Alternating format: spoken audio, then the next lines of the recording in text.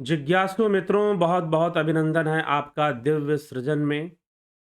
प्रत्येक दिवस की भांति आज भी हम यहाँ पर लाइव चर्चा का कार्यक्रम किसी आध्यात्मिक विषय पर हम यहाँ पर कुछ चर्चा करने जाएंगे, मनन चिंतन करेंगे।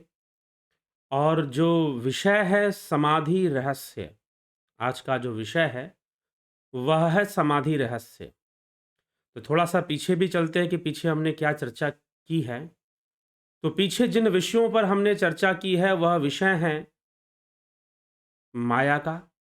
अगर थोड़ा-सा और पीछे ले जाएँ हम, तो विषय हैं मन का, 3 गुणों का, प्रकृति का, माया का, फिर आवरण माया की आवरण शक्ति के निषेध का विषय है, वासना त्रय का, 3 गुणों से वासना त्रय का विषय है, कर्म का, चिंता का और वासना का।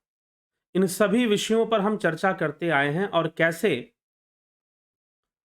एक जीव, एक योगी अपने लक्ष्य को प्राप्त करे। प्रमाद का, जहाँ पर हमने योगी की मृत्यु के बारे में भी समझा कि योगी की मृत्यु क्या है। योगी की मृत्यु जब अपना योग उसका छूट जाए और वो नीचे की अवस्थाओं में उतर जाए, तो समझिए कि योगी की मृत्यु हो जाती है। तो योगी की मृत्यु पर भी हमने चर्चा किया, योगी की मृत्यु को भी हमने सुनना और समझा। प्रकृति क्षण-क्षण बदलती है, इस विषय पर भी चर्चा हुआ, माया के आवरण विषय पर भी चर्चा हुआ। तो इन सभी विषयों पर चर्चा करते हुए हम आगे बढ़ रहे हैं और अब जो है एक बहुत ही महत्वपूर्ण विषय, रहस्यमय विषय है यह समाधि का रहस्य। समाधि कौन सी अवस्था है? समाधि की प्राप्ति पर क्या होता है? और इस विषय से, वैसे समाधि का जो विषय है और जितनी चर्चा आदि गुरु शंकराचार्य कर रहे हैं विवेक चूड़ामणि के अंतर्गत, संभवतः एक वीडियो में सारा नहीं हो पाएगा, तो और भी कई वीडियो में समाधि के रहस्य को अलग-अलग करके बताया जाएगा।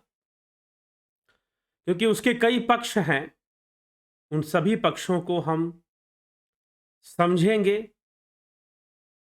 जानने का प्रयास करेंगे, तो निश्चय ही हम सही-सही अवस्था और भाव को हम समझ पाएँगे, पकड़ पाएँगे, उसको ग्रहण कर पाएँगे। तो समाधि कौन-सी अवस्था है? समाधि कौन-सी अवस्था है? इसकी कैसी अवस्था है?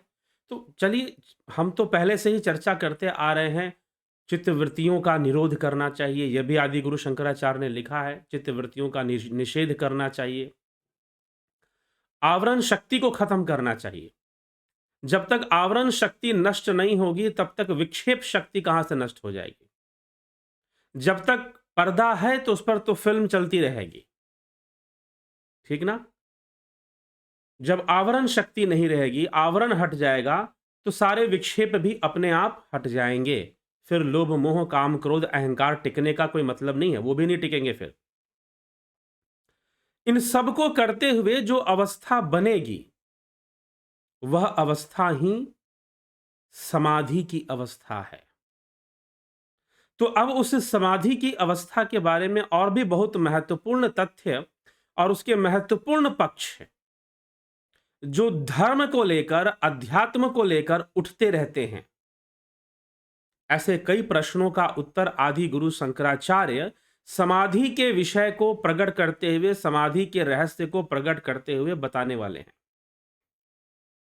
कई रहस्यों पर से पर्दा उठाने वाले हैं कि समाधि होने का मतलब क्या है। मनुष्य धर्म को लेकर, अध्यात्म को लेकर बहुत सारी बातें करता है, बहुत बड़ी-बड़ी बातें करता है, परंतु उन सभी बड़ी बातों का जो स्थान है, वह समाधि अवस्था है, समाधि की प्राप्ति है। वो सारी बड़ी बातें उपलब्ध हो जाती हैं और पूर्ण हो जाती हैं, अपनी पूर्णता को प्राप्त कर लेती हैं, जब योगी समाधि की अवस्था को प्राप्त कर लेता है। उससे पहले वो बातें हैं, लेकिन समाधि की अवस्था प्राप्त करते ही वो बातें नहीं रह जाती, वह प्राप्ति हो जाती है। वह परम अनुभूति हो जाती है, फिर अनुभव में बदल जाती है और प्राप्ति हो जाती है, और फिर उसके बाद तो फिर कैवल्य है, पूर्ण लय है, ऐसी मान्यता है। तो चलिए समाधि रहस्य पर या समाधि निरूपण पर आदि गुरु शंकराचार्य क्या कहते हैं अपने श्लोक में, उस पर हम चिंतन कर लेते हैं। तो कहते हैं समाधि निरूपण की चर्चा यहां पर मिलती है। तो क्या कहा जा रहा है? कहा जा रहा है अज्ञान हृदय ग्रंथे निशेष विलयस्तदा समाधिना विकल्पेन यदा द्वैतात्म दर्शनम। अज्ञान हृदय ग्रंथि, अज्ञान रूप जो हृदय ग्रंथि है, उपनिषदों में भी कहा गया है, श्वेतास्त्र उपनिषद में भिदंते हृदय ग्रंथि छिदंते सर्व संशया। उसके पहले के उपनिषदों में भी इस तरह की बातें, हृदय ग्रंथि के भेदन की बातें की गई हैं। तो आदि गुरु शंकराचार्य यहां लिखते हैं अज्ञान रूप जो हृदय ग्रंथि है, हृदय की ग्रंथि का सर्वथा नाश तो तभी होता है जब निर्विकल्प समाधि द्वारा समाधि ना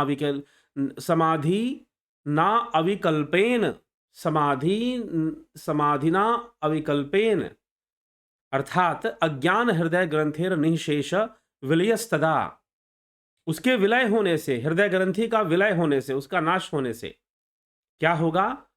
निर्विकल्प समाधि जैसी अवस्था बनेगी और आत्म स्वरूप का साक्षात्कार कर लिया जाता है। तो आत्म स्वरूप का साक्षात्कार वास्तव में कहां पर होता है? समाधि की अवस्था में होता है। आपको आत्मज्ञान, हां, आपको कोई व्यक्ति अंतर्मुखी कर सकता है। आप किसी गुरु जी के पास जाएं, हो सकता है कि वो आपको कुछ साधना का कोई टेक्निक मंत्र बताएं जिससे कि आप अंतर्मुखी हो जाएं। आपको भ्रिकुटी के मध्य प्रकाश दिखाई देना शुरू हो जाए, नाद सुनाई देना शुरू हो जाए, ऐसी अनुभूतियां आ जाए। लेकिन ये अनुभूतियां सविकल्प हैं, निर्विकल्प नहीं है। ये सारी अनुभूतियां सविकल्प हैं और इसे आत्म साक्षात्कार नहीं मानना चाहिए, परंतु इसे आत्म अनुभूति कह सकते हैं आप, क्योंकि आपके स्वयं के भीतर हो रहा है। ये सूक्ष्म जगत में हो रहा है, अंतर्मुखी होके हो रहा है, ध्यान की विधि के द्वारा हो रहा है। साधारण इंद्रियों से नहीं देखा जा रहा है ये प्रकाश, लेकिन है यह सविकल्प और सूक्ष्म जगत का विषय है। तो आत्म साक्षात्कार वास्तव में समाधि की अवस्था जब बनेगी, शून्यता की अवस्था, जब शून्यता की अवस्था में पहुंचेंगे तो वहां पर जाकर, उस शून्य में जाकर वहां आत्म साक्षात्कार कहा जाएगा। तो यही आदि गुरु शंकराचार्य कह रहे हैं। इसलिए साधना करनी होती है, आगे बढ़ना होता है। जो ध्यान योग का मार्ग मिला है आप लोगों को, उस पर अभ्यास करते हुए आगे बढ़ते रहने से ही परमानंद घन की उपलब्धि होती है। तो आत्म स्वरूप का साक्षात्कार होता है निर्विकल्प समाधि की अवस्था में। ठीक, आगे इसी समाधि का रहस्य खोलते हुए आगे कहते हैं त्वम हमीद मितीयम कल्पना बुद्धि दोषात प्रभवती परमात्मन्यद्वये निर्विशेषे प्रविलसति समाधावस्य सर्वो विकल्पो विलयनमु पगच्छेद्व स्तुत त्वावधृत्या। विलयन हो जाएगा, विलयन मुपगच्छेद्व स्तुतत्वावधृत्या, अर्थात अद्वितीय और निर्विशेष। त्वमः मितीयम कल्पना बुद्धि दोषात, अद्वितीय और निर्विशेष परमात्मा में बुद्धि के दोष से तू, मैं, यह, ऐसी कल्पना होती है। यहां पर अद्वितीय निर्विशेष जो आत्मा है वही परमात्मा है। उसमें बुद्धि के दोष से तू, मैं, यह, मतलब किसी वस्तु को तू कहना, किसी व्यक्ति को तू कहना, स्वयं को मैं कहना और यह कहना, ऐसी कल्पना होती है। यह एक दोष है। हम अपने शरीर को ही मैं कहते हैं, हम अपने कर्मों को ही मैं कहते हैं, कई बार ऐसा भी होता है। तो ऐसी कल्पना होती है और वही संपूर्ण विकल्प समाधि में विघ्न रूप से स्फुरित होता है। वही संपूर्ण विकल्प समाधि में विघ्न रूप से, सविकल्प समाधि जब होगी तो विघ्न रूप से विकल्प जो है स्फुरित होंगे, किंतु तत्व वस्तु का यथावत ग्रहण होने से, तत्व वस्तु का यथावत अर्थात तत्व ज्ञान होने से, समाधि होने से सब लीन हो जाता है। तत्व वस्तु का यथावत ग्रहण होने से सब लीन हो जाता है। जो मूल तत्व ब्रह्म है उसका सही से ग्रहण हो, उसमें सही से ध्यान लीन हुआ जाए तो फिर सब कुछ लय हो जाएगा। ना तू, ना कोई मैं और ना कोई यह, कुछ भी इसमें से नहीं रहने वाला, सब लीन हो जाएगा।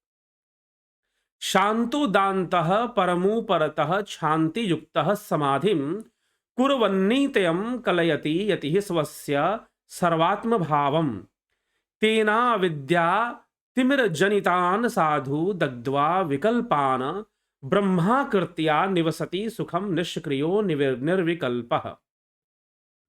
योगी पुरुष चित्त की शांति, इंद्रिय निग्रह, विषयों से उपरति, योगी पुरुष चित्त की शांति में और इंद्रिय निग्रह में और विषयों से उपरति में और क्षमा से युक्त होकर समाधि हेतु, समाधि की प्राप्ति हेतु निरंतर अभ्यास करता हुआ सर्वात्म भाव का अनुभव करता है। अर्थात सब में आत्मा है, आत्मा सर्वव्यापी है, इसका अनुभव करता है। इसको मानता नहीं है, ये उसकी मान्यता नहीं, ऐसा सोच कर नहीं चलता कि भाई आत्मा सर्वव्यापी है, कुछ है नहीं। वो ऐसी अवस्था में पहुंचता है ध्यान योग के द्वारा। अभी ध्यान पर भी चर्चा आने वाली है, ध्यान विधि पर, निधि ध्यासन पर, इन सब पर आगे आदि गुरु शंकराचार्य समझाने वाले हैं। ठीक है, तो उन्हीं की वाणी समझे, उन्हीं का आप ये समझे कि उन्होंने इस ढंग से इसको समझाया है, बताया है।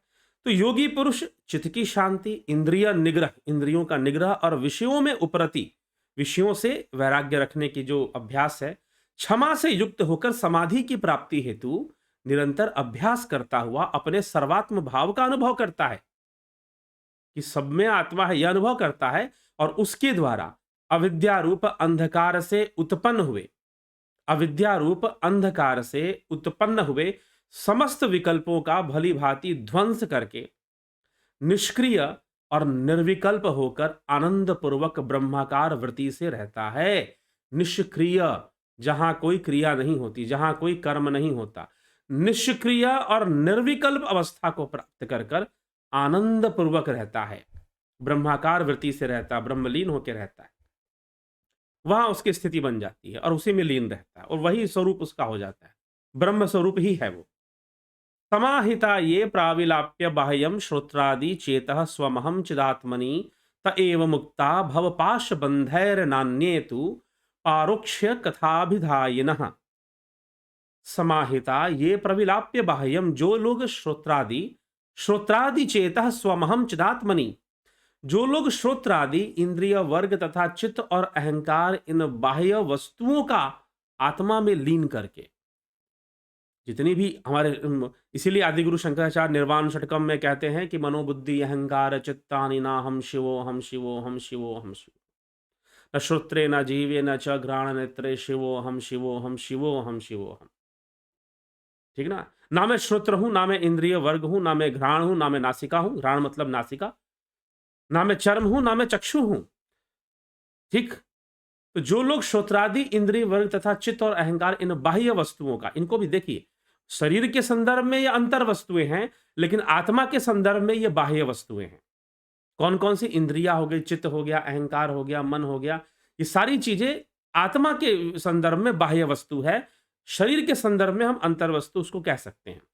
इन बाह्य वस्तुओं का, मन बुद्धि चित्त अहंकार और इंद्रियां, इन बाह्य वस्तुओं को आत्मा में लीन करके समाधि में स्थित होते हैं, वे ही संसार बंधन से मुक्त हैं। जो समाधि में स्थित होते हैं, सही मानो तो वही संसार बंधन से मुक्त हैं, दूसरे नहीं। दूसरों को तो अपने कर्मों के वशीभूत आवागमन करना पड़ेगा, चक्कर में फंसना पड़ेगा। ठीक है, जो केवल परोक्ष ब्रह्म ज्ञान की बातें बनाते रहते हैं, वे कभी मुक्त नहीं हो सकते। न त एव मुक्ता, मतलब कि जो आत्मा में लीन होकर समाधि में संपूर्ण मन बुद्धि चित्त अहंकार श्रोत्र इंद्रिय वर्ग श्रोत्रादि चेता स्वमहम चिदात्मनि, ये जो इंद्रिय वर्ग है, चित्त है और अहंकार है, इन सभी को, इन सभी बाह्य वस्तुओं को, जो आत्मा के संदर्भ में बाह्य वस्तु है, इन सभी बाह्य वस्तुओं को आत्मा में ही लीन करके जो समाधि में स्थित होता है, वही संसार बंधन से मुक्त होता है। वही संसार बंधन से मुक्त होता है जो केवल परोक्ष ब्रह्म ज्ञान की बातें बनाते रहते हैं, जो केवल परोक्ष, इनडायरेक्टली सिर्फ ब्रह्म ज्ञान की बातें बनाते हैं कि ये ब्रह्म ज्ञान, वो ब्रह्म ज्ञान, हम ब्रह्म ज्ञानी, हमारे गुरु जी ब्रह्म ज्ञानी, उन्होंने ब्रह्म ज्ञान दे दिया, और ये ब्रह्म ज्ञान, वो ब्रह्म ज्ञान की जो बातें बनाते रहते हैं, वे कभी मुक्त नहीं हो सकते। साफ साफ आदि गुरु शंकराचार्य लिखते हैं कि भव पाश बंधैर नान्ये तु परोक्ष कथाभिदायिनः, जो परोक्ष रूप से अनेकों कथा कहानी बनाते रहते हैं, वे कभी मुक्त नहीं हो सकते। इस तथ्य को समझना चाहिए। आगे समाधि रहस्य में कहते हैं, उपाधि भेदा तस्वयमेव भिद्यते चो पाध्यपोहे स्वयमेव केवलः तस्मादुपाधेर विलयाय विद्वान वसेत सदा कल्प समाधि निष्ठया। उपाधि के भेद से सारी उपाधियां जब खत्म हो जाएंगी, उपाधि मतलब आप मनुष्य हो, यह भी एक उपाधि है, आप नर हो या नारी हो, यह भी एक उपाधि है। उसके बाद परिवार में रहने के कारण कई उपाधियां मिल जाती हैं। आप एक माँ हो, आप एक पिता हो, आप एक भाई हो, आप एक बहन हो, आप एक पुत्र हो, आप एक पुत्री हो, आप चाचा हो, चाची हो, नाना हो, नानी हो, दादा हो, दादी हो, ये सारी उपाधियां हैं। इसके अलावा आप कोई प्रतिष्ठित व्यक्ति हो, आप नेताजी हो, आप वकील साहब हो, आप अपने कंपनी के बॉस हो, सीईओ हो, जो कुछ भी है, ये सारी उपाधियां हैं। और सर्व उपाधि का नाश होना, सर्व उपाधि का अनावरण हो जाना, उपाधि के भेद से ही आत्मा में भेद प्रतीति होती है। और उपाधि का लय हो जाने के बाद, जब सारी उपाधियों का लय हो जाता है, तो योगी वहां निर्विकल्प हो जाता है, कोई विकल्प नहीं रहता। फिर लय हो जाने पर वह केवल स्वयं ही रह जाता है और कुछ उसके साथ नहीं रहता, कोई उपाधि नहीं रहती, वह स्वयं ही रह जाता है। इसलिए उपाधि का लय करने के लिए विचारवान पुरुष सदा निर्विकल्प समाधि में स्थित होकर रहें। उनको चाहिए कि वो निर्विकल्प समाधि में, तो निर्विकल्प समाधि जहां पर कोई विकल्प नहीं, कोई आवरण नहीं, ना मन है, ना वहां चित्त है, और ना ही वहां बुद्धि है, और ना ही वहां अहंकार है, ये चारों अंतःकरण वहां नहीं है। अर्थात वहां जीवत्व भी नहीं है, वहां तो मात्र ब्रह्मत्व है, वहां मात्र ब्रह्मत्व है, वहां जीवत्व नहीं ठहरता निर्विकल्प समाधि में। ऐसी अवस्था को विचारवान पुरुष सदा निर्विकल्प समाधि में स्थित होकर प्राप्त करते हैं। जहां उपाधियों का लय हो गया, वहां कोई उपाधि नहीं बची, कोई आवरण नहीं बचा, कोई विकल्प नहीं बचा। विकल्प तो दोष के कारण है। ठीक है, इस रहस्य को समझाया गया। फिर कहते हैं, सती सक्तो नरो याति सद्भावम हे कनिष्ठया कीट को भ्रमरम ध्यायन भ्रमरत्वाय कल्पते। एकाग्र चित्त से निरंतर सभी जगहों से अपने मन को हटाकर सत्य स्वरूप ब्रह्म में स्थित रहने से मनुष्य ब्रह्म स्वरूप ही हो जाता है। उस शून्य में लीन होने का, अपने आप को उस अवस्था तक पहुंचाने का अभ्यास करते करते, उसी अवस्था का अभ्यास में रत रहने से वो वही बन जाता है। जैसे भ्रमर का भय पूर्वक ध्यान करते करते कीड़ा भी भ्रमर रूप हो जाता है। जैसे एक कीड़ा है, भंवरा तो वो नहीं है, लेकिन भय पूर्वक भ्रमर का ध्यान करते करते वो स्वयं भी भ्रमर ही हो जाता है। वैसे निरंतर ध्यान करने वाले साधक, योगी, विचारवान, विद्वान, ज्ञानी, ध्यानी, वह जो है समाधि में जाकर स्थित हो जाते हैं और सारे विकल्प, सारी उपाधियां खत्म हो जाती हैं। वो अपने सत्य स्वरूप में, अपने आत्म स्वरूप में जाकर स्थित हो जाते हैं। वहां कोई उपाधि नहीं, वहां कोई आवरण शक्ति भी नहीं, वहां आवरण शक्ति का निरोध हो गया, विक्षेप शक्ति खत्म हो गई। माया की जो आवरण और विक्षेप शक्तियां हैं, ये दोनों वहां पर खत्म हो गई। और जब यह दोनों खत्म हो गई, मात्र स्वरूप बच गया, स्वरूप में ही रह गया, तो यह निर्विकल्प समाधि की अवस्था बनती है। यहां पर वह जीव जो निर्विकल्प समाधि को प्राप्त कर रहा है, वह योगी, वह ध्यानी, वह ज्ञानी जो निर्विकल्प समाधि को प्राप्त कर रहा है, वह उसका कोई बंधन नहीं होता, फिर उस पर किसी प्रकार का आवरण नहीं रहता, फिर वह निष्क्रिय हो जाता है और निर्विकल्प, अर्थात उसका कोई कर्म भी नहीं रहता। जब जीवत्व ही नहीं तो कर्म कहां से? वहां तो पूर्णतः ब्रह्मत्व आ जाता है, ब्रह्मत्व आ जाता है और संपूर्ण सत्ता अपने ही अधिकार में हो जाती है। वो सब कुछ ब्रह्म ही करने वाला है और ब्रह्म के द्वारा ही होता है। तो ऐसी अवस्था और ये एकाग्रता से ध्यान करते करते, जैसे भंवरे के भ्रम भय से कीट जो है, कीड़ा जो है, वह उसका ध्यान करते करते खुद ही भंवरा हो जाता है।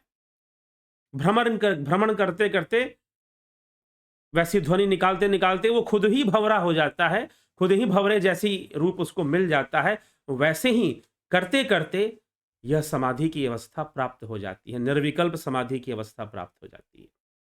महर्षि पतंजलि के अनुसार इस समाधि के रहस्य को समझे तो महर्षि पतंजलि कहते हैं कि योगश्चित्त वृत्ति निरोधा, योग के द्वारा चित्त वृत्ति का निरोध करना चाहिए और यम नियम का भी पालन करते हुए आसन करना चाहिए, प्राणायाम करना चाहिए। प्राणायाम से प्राणों की शुद्धि होती है, नाड़ियों की शुद्धि होती है और नाड़ी शोधन हो जाने से बहुत अच्छा प्रत्याहार होता है। आपकी जो मानसिक शक्तियों का अद्भुत विकास हो जाता है और फिर जब आप आगे बढ़ते हैं, प्रत्याहार से आप धारणा करना शुरू कर देते हैं। वहां एकाग्रता सिद्ध होती है धारणा से, और फिर अपने आप जब एकाग्रता सिद्ध हो जाएगी तो आप ध्यान की अवस्था में चले जाएंगे, जो एकी भाव अवस्था है। जो एकी भाव अवस्था है, वहां पर एकी भाव अवस्था, वहां कोई दूसरा वृत्ति नहीं, एक ही भावना का प्रवाह बार बार उठता रहेगा। एक ही वृत्ति का की फ्रीक्वेंसी वहां बढ़ जाएगी और वही वृत्ति, वही भावना बार बार रहेगी, दूसरा कुछ नहीं, उस एक भाव में ही आप रहेंगे। और अंततः जब समाधि, ये ध्यान की अवस्था है, और जब समाधि की अवस्था में पहुंचेंगे तो यह एक भाव भी लय हो जाएगा, यह एक वृत्ति भी लय हो जाएगी। एक ही भाव अवस्था को महर्षि पतंजलि ने ध्यान की अवस्था बताई है। और ध्यान के बाद समाधि की चर्चा करते हैं। समाधि में दो प्रकार की समाधि, जैसे यहां आदि गुरु शंकराचार्य सविकल्प निर्विकल्प की चर्चा कर रहे हैं, तो वहां पर महर्षि पतंजलि ने संप्रज्ञात और असंप्रज्ञात समाधि की चर्चा की है। बृहद चर्चा मिलती है, बहुत डिटेल में इसकी चर्चा संप्रज्ञात और असंप्रज्ञात समाधि की योग सूत्र के अंदर, महर्षि पतंजलि के योग सूत्र में। तो मूल तरह से उन्होंने समाधि को जो समझाया है कि जब वह एक ध्यान की अवस्था में जो एक वृत्ति वाली अवस्था बन गई, एक ही भाव वाली अवस्था बन गई, वह एक ही भाव अवस्था भी जब नहीं रहेगी तो समाधि की अवस्था बनेगी, समाधि की अवस्था बनेगी। और वह जो समाधि की अवस्था है वो परम आनंद देने वाली है। क्या उसमें भय लगेगा कि भाई संसार कैसे चलेगा, वो कैसे चलेगा? चिंता ना करिए, उसमें कोई भय नहीं रहेगा, क्योंकि वहां ज्ञान हो जाएगा क्या कैसे चल रहा है, संसार कैसे चल रहा है, कौन सी चीज कैसे चल रही है, उसे उसका पूर्ण ज्ञान उसे हो जाएगा वैसी अवस्था तक पहुंचते पहुंचते।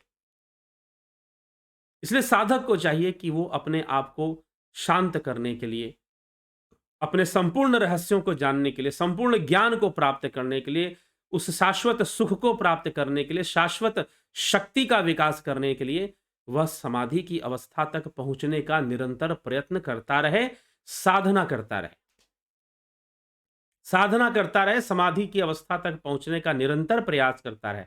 ऐसे अभ्यास में, ऐसे प्रयास में वो निरंतर ही लगा रहे, तभी उसके जीवन का कल्याण है। अन्यथा अन्यथा तो चल ही रहा है, जो जीवन चल रहा है, पुनरपि जननम पुनरपि मरणम, बार बार जन्म लेना, बार बार मृत्यु को प्राप्त होना, जन्म बारंबार पाया, मरण दुख हर बार झेला, पुनर्जननी जठर में या, सुख दुखों का खेल खेला, पार करना है अगम संसार सागर, विश्व भारी, पाही प्रभु अवलंब तुम्ही अब मुरारी। ठीक, ये बार बार जन्म लेना, बार बार जठराग्नि को सहन करना, बार बार दुखों को सहन, ये चलता ही रहेगा, इसे कोई रोक नहीं पाएगा, ये तो हमेशा ही चलता रहेगा, क्योंकि जब तक ये संसार है, जब तक निर्विकल्प अवस्था नहीं प्राप्त होती है, तब तक चलता रहेगा।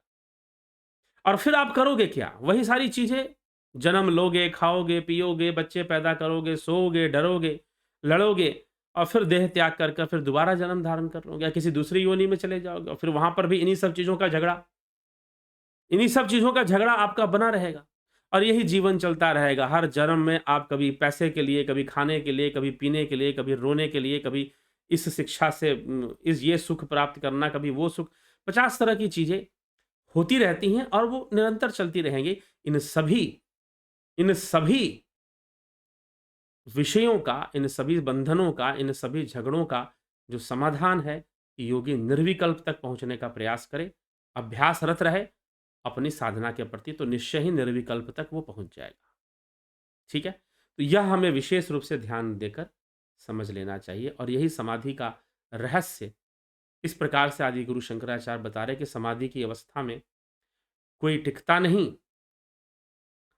जीवत्व ना रहता, ब्रह्मत्व रहता, सारी आवरण शक्ति का विनाश होता है, सारी विक्षेप शक्ति का विनाश होता है, प्रकृति भी वहाँ उस समय नहीं रहती और समाधि की घटना घटती है। समाधि में हम प्रवेश कर जाते हैं, तो हमें ऐसी अवस्था के लिए निरंतर प्रयासरत रहते हुए लाभ उठाने का प्रयास करना चाहिए और करना चाहिए ऐसी अवस्था को प्राप्त। तो फिर जीवन में बहुत ऐसा नहीं कि कोई तुरंत ही ब्रह्मलीन हो जाएगा, लेकिन आप प्रयास करेंगे तो निश्चय ही बहुत बड़े-बड़े जीवन के रहस्य और प्रकृति के रहस्यों को प्रकट कर लेंगे।